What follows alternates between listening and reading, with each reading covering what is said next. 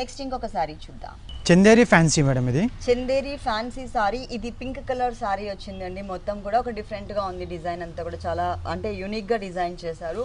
పళ్ళు పాటు చూసినట్లయితే కనుక పింక్ కలర్ బ్యాక్గ్రౌండ్ తీసుకొని ఒకటి వచ్చేసి మనకి జూట్ లైన్స్, అది కూడా స్ట్రోక్స్ టైప్ ఆఫ్ డిజైన్తో ఒక లైన్ ఇచ్చారు. ఇంకొక లైన్ గోల్డ్ కలర్ ఉంటుంది. ఎడ్జెస్లో మనకి టెంపుల్ టైప్ ఆఫ్ డిజైన్ ఒక పావు మీటర్ మాత్రమే ఇచ్చారు.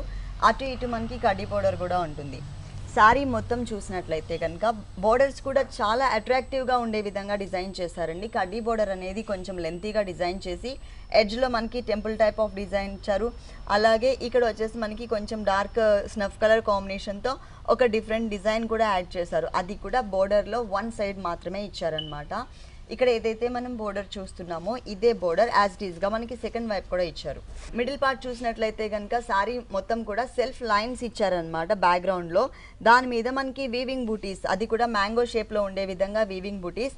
ఇక్కడ వచ్చేసరికి మనకి జూట్ మెటీరియల్తో ఉంటుంది క్రీపర్ పార్ట్ అంతా.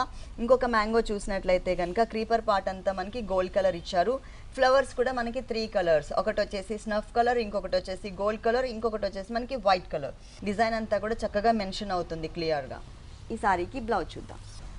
సెల్ఫ్ లైన్స్ ఇచ్చారు, ప్లస్ 2 సైడ్స్ కడ్డీ బోర్డర్ ఇచ్చారు. ఇట్లా అంటే ఎడ్జ్లో మనకి డిజైన్ వచ్చింది కదా స్నఫ్ కలర్తో, అది మిస్ చేసి ఓన్లీ కడ్డీ బోర్డర్ ఇచ్చారనమాట.